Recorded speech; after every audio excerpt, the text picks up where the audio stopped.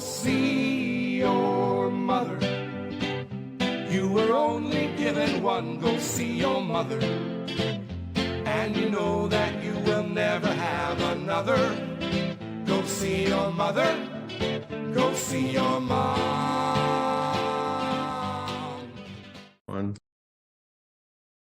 Welcome to Jewish Boy Calls His Mother. I'm your host, Sadia, and today we have an Ima. Hello, Ima. How are you doing today? Very well, since I'm here with you. Hashtag blessed. I have some questions here. It can be dangerous.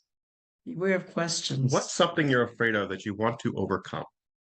Making this podcast. Yeah, I think you've made some progress. I think you've gotten more comfortable and more used to everything. Very attention we'd be getting anyways. Actually, anxiety about traveling. I mean, I don't mind riding on a plane. I enjoy plane rides. It's just like planning the trip, going there.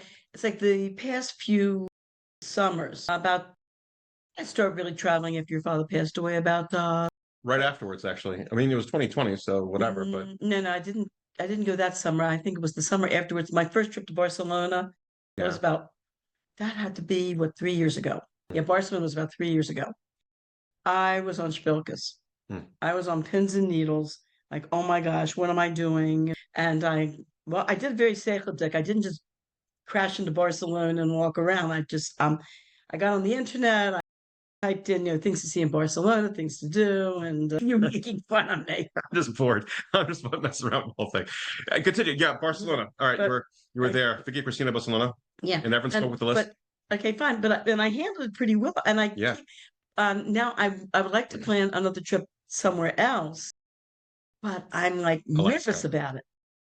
Alaska. I'm very Alaska. Yeah, I think you'll love it. Yeah, I think Alaska's a great spot, especially during the summer. Yeah, I think we talked about this a couple episodes a while back, how you wanted to go ahead and do an Alaska trip this year, but it was too booked. It was booked too quickly. Yeah, except for the $10,000 luxury cabin. Yeah, that's fantastic. Yeah, sure, I don't know. I'm going back. It's another thing, I like to economize. So where does your fear of travel come from then? You think it was just like maybe because your mother pushed her own agenda? Well, all I remember is the first real trip that I took by myself. Yeah, it was in Israel. That was to Israel. And I was so excited because I thought I was going to be when the trip that I took to Italy was a student trip. Yeah. So it was one of the things there, you go to the airport, you meet the group, you go with the group, everything's arranged, everything's all arranged. You're with the group, you're touring with the group. So Israel, I was supposedly be on the book. So I thought, go there, whatever, And after I told you the incident with the kibbutz office, where they basically turned me out to the street. But the trip turned out great, much better than had I gone to the kibbutz. But I got that anxiety about I'm in a foreign country. All that Atlantic Ocean is separating me and my loving, warm home and family. I said, what did I do to myself? Yeah, but I think that's part of the adventure. I think that's more of I don't know. I've never felt that way when I traveled. For me, I was always willing to, go for it and see what happens and, just have a good time and just make sure I get to see the sites that I want to see. But the other thing I was going to ask you about, and this was something I wanted to ask you 2 episodes ago. What was the moment like? You've been holding back from me. Yes, I've been holding a lot of back from you. What was the moment like when you realized your parents were right when you were raising you as a teenager? My parents were never right raising me as a teenager. I know. But what I'm saying is that everybody can easily complain about their parents and moan about their parents. Some more so than others. It's just silly and dumb, in my opinion. I hear the complaints from everybody, and I just don't care to do that. So what I'm trying to ask you is, when you were raising your teenagers, did you say any comments or notice different things about yourself being like your parents and then understanding your parents? It's a commercial like that on the radio. Yeah. Are you becoming your parents? I forgot exactly what the commercial was, the details, but all I remember was this voice going, are you becoming your parents? I raised my kids quite differently, obviously, because I was more, first of all, my parents were still back in the pre-World War II mindset of girls being ladies and girls not doing this and girls not doing that and all that. And I was more where, can I say, you want to go here, you want to go there, fine, do it, but take precautions, type thing. I think I gave, and when it came to, I'm trying to think back, like well, the thing was too that one of the great things about being a frum parent is that you can depend on the Torah to give you guidelines. There are specific guidelines. And what I liked was that without Torah, especially when you're not frum and you're in the date and you're dating, teenagers, in the secular world, kids go out on their first dates when they're like 13, 14 years old. It's like, ridiculous. And it was considered part of good upbringing to go out on dates and learn how to relate to the opposite sex. But the flip side of that was you were also exposed to a lot of very difficult experiences that you, at that age, you're not equipped to handle. You're walking a very fine line. In other words, you're going out with boys, holding hands, hugging, kissing, yes. Sex, no.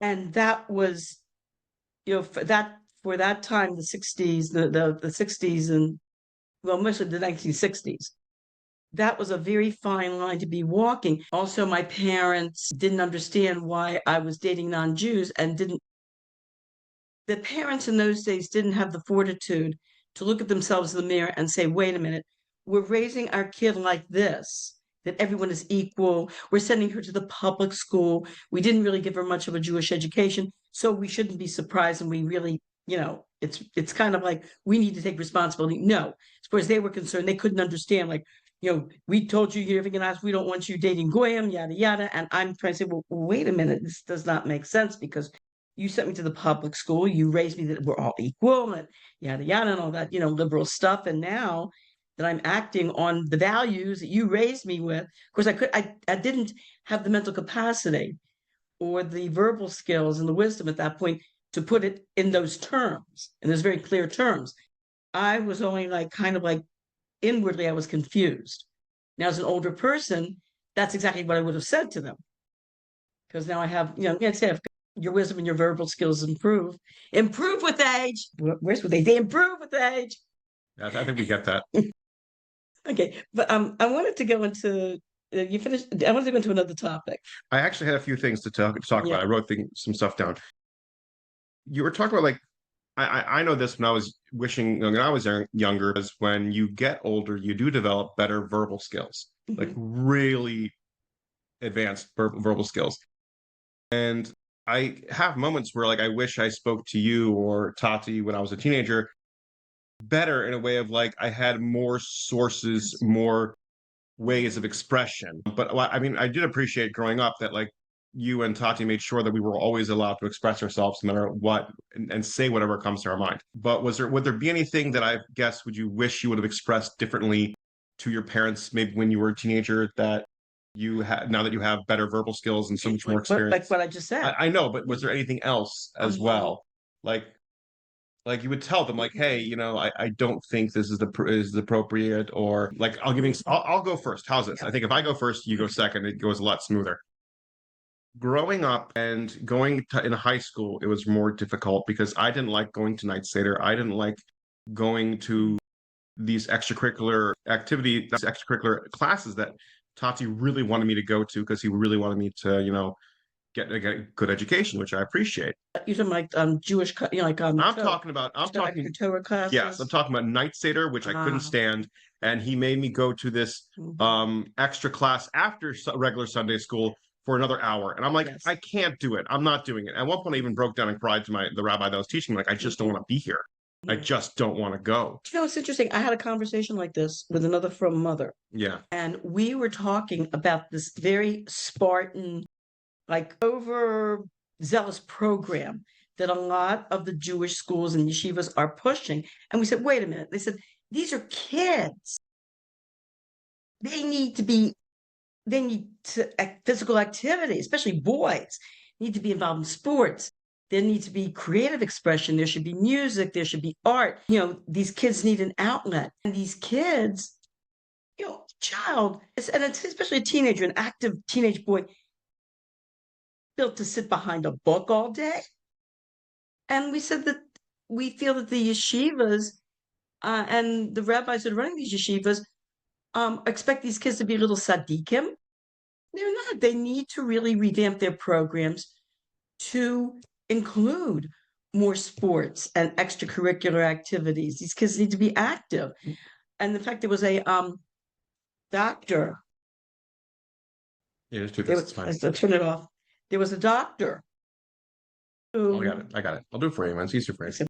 There was a doctor one time, many years ago. This was when you kids were still in high school. Yeah. Who wrote a letter to the who, what, when, and where. And he was talking about the other day, he had someone in his office who had high blood pressure, high cholesterol, was like 40 pounds overweight.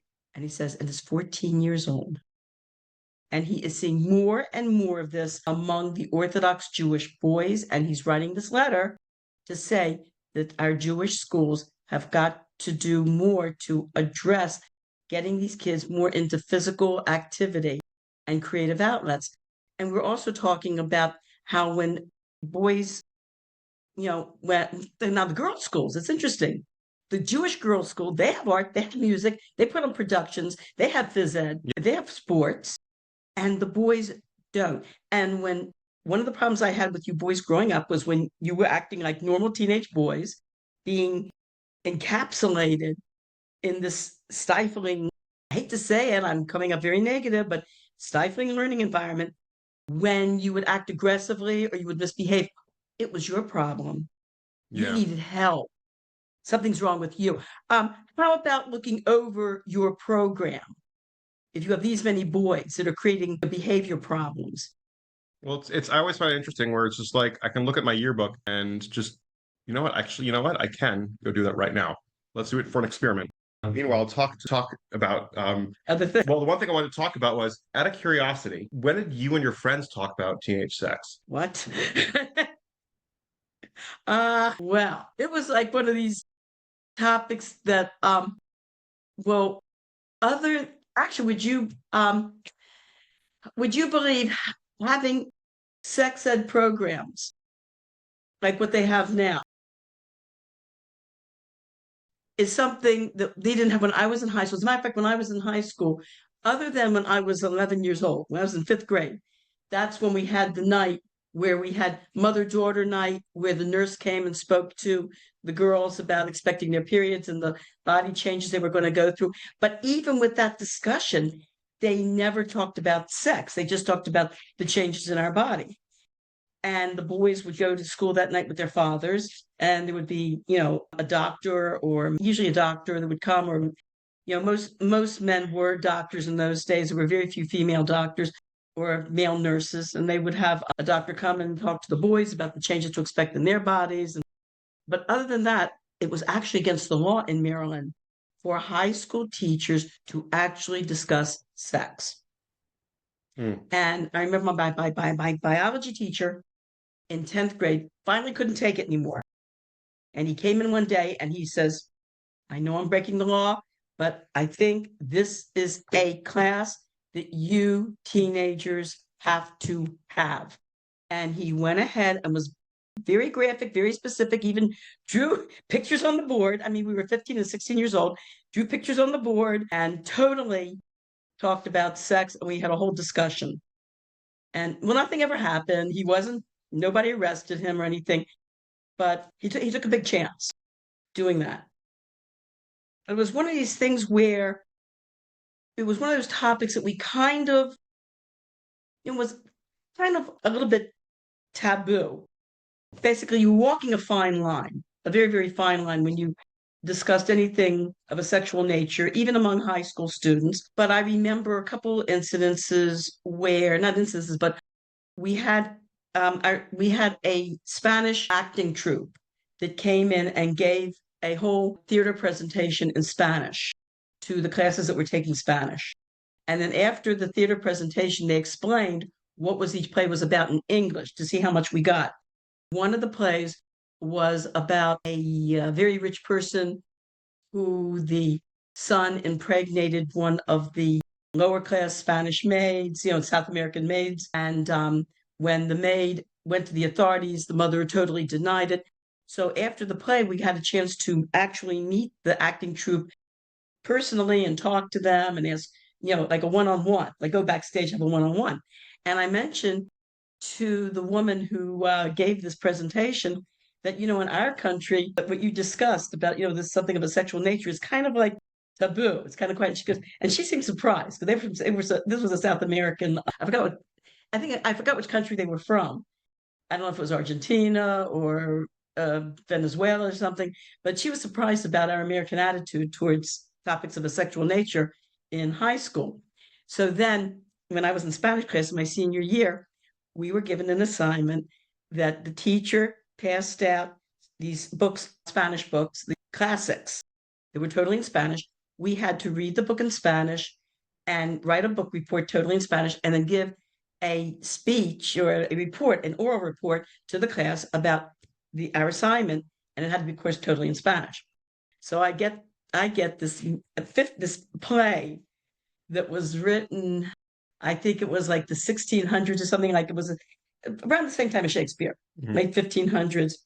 It was called El Alcalde de Salamanca, the mayor of Salamanca. And it's about a situation where the mayor of Salamanca's young daughter gets raped. Me. Everyone else in the class gets, Portero y Yo, which got a Nobel, who's got a Nobel Prize about this man living in this little Mexican village, and he has this donkey that he goes around with, Portero, and it's not just about the donkey, it's about the people in the village and how they live. It was written, I think, like early 90s. They get other plays like Sangre and Arena, Blood and Sand, which was made into a very famous movie with Tyrone Powers about a Spanish bullfighter who's comes from really the low classes, and he's able to pick himself up out of his low class life by becoming this great, of course he gets gored to death at the end. But spoiler alert, by the way, in case anyone actually wants to read it. Oh, you can see the movie with Tyrone Powers, Blood and Sand, Sangre and Arena. So I get this thing. I get this. Good luck. Well, I cheated. I went to the public library and got it written, translated in English. Okay, that's cool. Because I didn't understand a lot of it. That's where your Spanish is not always, up to par. Believe me, there's many times when I speak to Spanish people and I try to use my Spanish word, I have to grab my phone. Sorry, how do I say in Spanish? So anyway, so that was the gist of the whole thing. Yeah. About his daughter, and the situation's so great. So I have to give this speech to them. Yeah, and I had So there were some occasions where we did discuss things of a sexual nature, but we tried to downplay it or avoid it. You might say, now my parents' generation, oh boy, did they avoid stuff. Really? Yeah, they really tried to avoid anything of a sexual type nature. You'd be surprised. Like, I'll tell you, I think one of the big differences between, my mother was very good with us. She did discuss things of a sexual nature with us to, basically to help us, basically to help us in our relationship with boys, what you should do to draw the line. Yeah. Where should the line be drawn? Oops, sorry. And so she was very good about that. She was very honest with us about that, which was good. What I thought should have been done, I think we read this before, was I think the school authorities should have brought in a policewoman for the girls to discuss sex crimes with them. And what is a sex crime, how to protect yourself, what you should do if you find yourself, God forbid, in that situation. Do you know anybody that got put themselves in the situation? Yes, I do. Really? Among my group of friends, we got together and, had girls talk. And, yeah. Oh my gosh, among my own circle of friends, almost all of us, there was like three of my friends had some sort of molestation from an older man. And one of my friends, in fact, was being molested by her pediatrician. But in those days, mothers, the thing was, when her mother, what happened was one time she was sick. She was home with the virus. In those days, doctors made house calls. Yeah. And so he was examining her, let's put it this way, it was really strange. Like, he didn't do anything where you could, have him arrested. He lingered. Mm-hmm. Yes. Yeah. And he would stare and smile, that type of thing. So the mother came into the bedroom when he was examining her daughter and caught him in the act. Wow. And after that, she totally changed doctors. But no sexual assault like charge or anything like that. But that was the problem. He was smart. He didn't do anything that you could actually charge him with. Oh. What about any, like, I guess, boyfriends or like boys that they would go on these dates with? Would anything like that like forcibly happen? Like, Thank God, no. God, no. None of us were subjected to anything like that. But would you believe it was mostly middle-aged men? really? Kid you not. Like relative? One girl was a relative, Okay. an uncle. Us was just One randos? one girl was it was the high school janitor. How'd that happen? She was exploring the school and was in an isolated area, just exploring the school to see what it looked like. It was a new school, and she was exploring it, and you know, He just, yes. So yeah. And the sad thing was, you were, like we discussed it among ourselves, but the girls were all too embarrassed. I mean, 12, 13 years old. It's very, very embarrassing for a 12, 13-year-old to go to somebody and discuss this. And that's what I think a police person, when we were like 11 years old or so, a policewoman coming in and telling us, listen, don't, I know it's embarrassing, but this is a criminal act like any other, like a purse snatching, like, anything else, and this is a criminal act. And, if anything like this happens to you, you should go to the authorities and you will be believed, which is the thinking today. Well, the thing today also is there's nothing to be embarrassed about. I think what you just said was just you reminiscent, you just being a product of your time. Yeah. Because the words you just used was, this is embarrassing, but. But in today's standards, you would say, this is not embarrassing. You should not be ashamed. Yeah. So I guess it's so funny that like it's still ingrained in you now. Even after all these years, you still feel like there's some shame. Nowadays, there's no shame to it. It's just more like, no, they assaulted you. That's not how this works. But anyway, I wanted to, since it's right after Yom Kippur, I wanted to go into what? Yom Kippur. Kippur stories. How was your Yom Kippur? Okay. Yeah, everyone says the same thing. What? Everyone I've spoken to, that the fasting this year was much easier. Yeah. And I think it was because it was Shabbos. I think it's because a lot of nicotine I consumed. The snuff, it was like every other few seconds, just taking a snuff. It gives you a pep, it curbs your appetite, and you're good to go. That's what I did to help me through it. But even without that, everyone I've spoken to, including myself, said that this was what? I'm not doing anything. Continue talking. I'm doing nothing. You are teasing your mother. I'm listening to you, and I'm trying to understand what's going on. I wanted to discuss about women's. That's it. The women's religious liberation movement, because I have some close friends and relatives who I like very much. This is no slight against them. Disclaimer, they're awesome, fantastic people. We love them, yada, yada, yada. However. But the thing is, they're not very Jewishly educated. And like one read Mafter Yonah. Every year she reads Mafter Yonah. One got in That's allowed. For a woman to read Mafter Yonah? Yeah, just embarrassment for the husband, for the men. It's a shanda for the men, that's all. It's embarrassing. There's no halacha against it. Really? I was reading Mafter Yonah, but I mean, look, disclaimer, I am a rabbi and we've done much of the stuff, but like ask your local rabbi if you want to clarify into some of these things. However, reading Kriya isn't kolisha. It's what it is it's an embarrassment for the man, and you're not supposed to do something embarrassing for the other person, and you're embarrassing men by doing that. The thing is this, and then one very close relative of mine was talking about a temple she went to where they had an orchestra playing for Yom Kippur. And it's like, I remember when I was taking a class in Minnesota by Manis Friedman. And this was an institute for young women who were just considering becoming from, not from yet, as we say in Chabad. And one of the women brought up to him the idea of the inequality of women in the quote unquote Orthodox synagogues, not getting aliyahs, not being included in the minyan, yada, yada. Rabbi Friedman answered her very well. He said, you have to ask yourself when going to shul and doing religious things, there's a difference between a religious experience and an emotional experience. Am I doing this because it boosts my ego, makes me feel better? Or am I doing this because I want to follow the precepts of the religion and get the spiritual benefits of following those precepts. And I heard a story many years later where there was a man who was having yechidus with the Lubavitcher Rebbe, and he brought up the idea of women in Judaism not being included in minyanim and not being called up to getting aliyahs and being able to lead services and yada yada. And so the Rebbe said to him, you know something? He says, I cannot bless the congregation. And the man was like flabbergasted. I mean, hey, he goes, wait a minute, what do you mean? You're the Lubavitcher Rebbe, you're the Nasi Hador. What do you mean you can't bless the congregation? The Rebbe says, I can't bless the congregation. I am not a Kohen. I might be a religious leader, but he says I'm not a Kohen and I cannot bless the congregation. And that's the whole thing when we're not taught. Judaism is not a corporation. It's not the business place where, yes, in the business place, there should be equal opportunity in the business place. Absolutely. Oh, I remember for my generation how disappointing it was to be able to know that you could do a job and yet be denied that opportunity because you were a woman. And thank God we've gotten beyond that. But if you ever see the series Mad Men, remember when the woman, what happened to that woman, that office manager? Spoiler alert.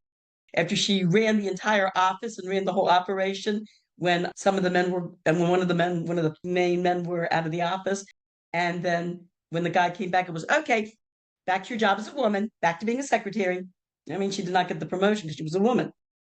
So that should not be, obviously. We've gotten beyond that, thank God. But as far as obviously, you're right. But as far as religious life goes, the synagogue, it's not a business. And we have Kohanim that bless the congregation. We have rabbis that lead the services, are called to the, men get the aliyahs. Because why, Emma? Because why? I understand there's something. Well, you explain to me. No. I want to hear from you. I want your perspective. Why do men get to have aliyahs? Because I understand that the reading that you're not what's it? You it you don't fulfill the mitzvah of hearing the Torah if it's not a man that reads it. I understand. So no, women can hear another woman and fulfill the mitzvah. Men cannot fulfill the mitzvah if they hear from a woman. So what you need to do is have everyone be part of the mitzvah, not just you. So women can make their own minyanim, women can make their own mizumin, women can do a lot of things. But the thing is, it's only for women. It's not for men. Men are not included in women's activities. Besides the fact that women have something called, they're not obligated by mitzvos shebizman grama, a mitzvah that is bound by time. And women are not bound by time because they take care of the children. So therefore, any of these mitzvahs that they have to do, like shachar, mincha, and mariv, those are time-bound mitzvahs. Women are not obligated to do. They can do them, they're just not obligated. So because they're not obligated, if they go ahead and do them, they cannot, what's it called? I'm trying to write for the right English terminology, but they cannot be yotze. What does yotze mean? That's what you said, having fulfilled that mitzvah. No. Yotze means someone else can merit from your mitzvah. Mm-hmm. That when a woman does a shezman gemrama mitzvah, it can work for her, but someone else can't be yotze in her mitzvah. But with a man that are obligated in time-bound mitzvahs, they are obligated. They can, because they are obligated in that mitzvah. It's like a woman making kiddush. A woman can make kiddush for other women, but men could not be wouldn't be yotzed. But women can make a bracha on the challah and do the brachas over the challah, and then everyone can be yotze in that. There's a lot of parts to it that, like, we could talk about in the next podcast. We can dive into it. There's a lot of halachas, a lot of interesting stuff. But if you look into it, it's fascinating, and a lot of misconceptions in Judaism. And I think it's just a lot of times you have people that aren't involved in the Orthodox world that see the Orthodox world as some backwards, archaic, Neanderthalic, culture that just never grew up, and they're just old men yelling at the sky kind of people. And it's just like, no, there's many layers to this that you have zero clue on. And here's the thing.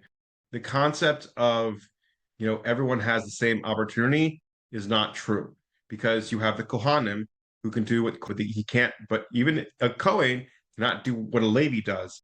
What a Levi does cannot do what Israelite does.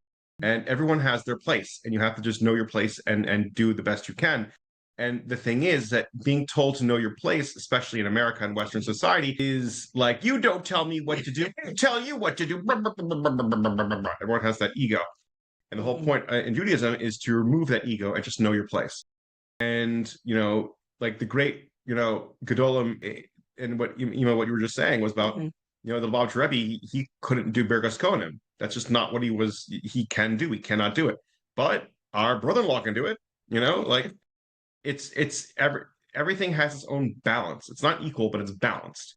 And I think people need to understand that if they're trying to understand Judaism. I think having a lot of misconceptions or trying to pussyfoot or cherry pick doesn't really help. That's what a lot of times I hear some people that aren't Orthodox try to cherry pick and say, well, we don't do this anymore because of this. And like the reasoning just sounds like you're just trying to take this old ancient tradition and religion and cultural, concepts and like shove it into this small, like Western view of thinking things of like 2024. And you're like, it's fine because no, it's not fine. They're going to clash, and Judaism's been around for the past like 3,000 years. Don't worry. Like I'll sit this one out. Don't worry about it. We're going to be fine. So that's really how it boils down. And that's really when it comes to all of this in Yiddishkeit with Judaism regarding women. The worst thing to say to a woman in Western society is know your place. But it's just know your place. Like, hey, I have my obligations. And you know what? When a man does his obligations, really does his obligations, the woman's more than happy to do her obligations as well. So I think a lot of times, in my personal opinion, when it comes to like a lot of these women trying to undermine a lot of aspects of Judaism, I think it's because they aren't in a relationship at all, or they're in a relationship with a man who just isn't taking on the proper obligations of Judaism. So they feel like they have to do both. Because I've noticed in a pattern wise that once the man does his obligations and does the right thing in regards to what he needs to do, wake up early for minyan, put on tefillin, get everything ready for Shabbos, do what you need to get done, as your personal obligations as a Jew, as a Jewish man. The Jewish woman starts saying like, well, what are my obligations as a Jewish woman? And believe me, there's tons. There are tons and tons.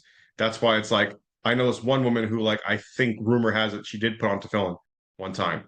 But like, I get why, because she's done everything and anything, like in a sense of like really taking on her female obligations in Judaism. Well, that's one of the contentions also, that a lot of these women who are part of the conservative reform movement who I'm getting in Aliyah and I'm doing this, I'm doing that. They don't keep kashrus, they don't keep Shabbos, they don't keep Taras Mishpacha. They don't actually, actually keep the mitzvahs that women are supposed to keep. Well, to counter that argument, there's a lot of times where like it's because it sparks a Jewish interest, and they want to be close to Judaism, and this is the only way they know how. So, and that's their story that they're going to go through. And they also have a misconception that they think that the mitzvahs that women are obligated to do, those aren't real mitzvahs. Those are just womanly put downs. The real mitzvah is being included in the minyan and going up to the Torah. Well, yeah, if you make a women-only minyan, you could do your own women-only things, but it's just but they look down at the mitzvahs that women are supposed to. They don't even consider the mitzvahs in a lot of cases. They think that they're just meaningless traditions. Out of curiosity, who is they? A lot of the women I've spoken to that are part of the. Well, I felt that way before I became from a more Jewish. What year? 1960s, 70s, yes, feminist woman comparably to to 2024 woman of today. I think it's a different. But the women that I know that are part of the conservative reform movement, I know for a fact they're not keeping the actual mitzvahs of women. I understand that, but that's not the point I'm trying to make. At least maybe I'm very ignorant in this, but it's just I think the idea. I mean, they're being called to the Torah and they don't even keep kosher. Yeah, but so there's plenty of people that go to Chabad houses, men that go to these Chabad houses that don't keep kosher called to the Torah. So you can't use that as an argument. You understand? You have to use a logical argument. Logical argument. Like a man. Like a man. Just making a joke, guys. Please don't kill me. Just try to make my mom laugh. But yeah, like, it's just so if you're going to argue, use that argument. How do I tell this like some of my friends and relatives who I love very much, that, well, going to this Reformed temple where they're playing an orchestra, they have an orchestra for Yom Kippur, is not the way Yom Kippur is supposed to be observed. You don't tell them, you mind your own business. I didn't say You anything really like mind your own business. That's the truth. You want to know the real answer, in my opinion? You mind your own business. They should be happy. They're happy in Judaism. They found their niche. They found their calling. Good for them. Good for them. They went to a shul on Yom Kippur. Okay. Good for them. They went ahead and davened. Hopefully, God willing, they'll have a good year, and that they fasted the whole Yom Kippur. Good for them. Okay. Good for them. That's how I see it. A woman wants to go ahead and get an aliyah. Okay, make your own minion. Okay, there's halachic ways around it. You'd be surprised if you study halacha, really study it and break it down. You'll be surprised. So it's just like I think there's no timer on this right now, so I think we're going overtime. It's just the final conclusion is that there's so much in halacha that removes misconceptions. Like, for instance, the people still think that you won't be buried in a Jewish cemetery if you have a tattoo. Like, you really have idiots there. I know it's not true. I know it's not true. But that's an example I'm making. It's just that stop assuming. Some of my best friends are buried in Jewish cemeteries. Yes, you put them there. I had nothing to do with your father's passing. Sure, I said sure. I agree with you. So the point I'm trying to make is that, don't be quick to judgment, and do your research and ask your local Orthodox rabbi questions, and take it at face value, and not thinking that they're trying to pull one over on you, and start discovering it and learning it and understanding it. Because I think a lot of times people they have their misconceptions, they have their assumptions, and they just assume a lot of stuff that's just not true. And that's one of the things of the reasons why we're doing this podcast also, is to kind of show what from life is, and show a from life perspective, not the perspective, but a perspective. So I think we're really close to time. But thank you so much, Ima, and wonderful Sukkot. Yeah. God willing, everything should work itself out. Chag Sameach to our listening audience. Thank you, listeners. We really appreciate it.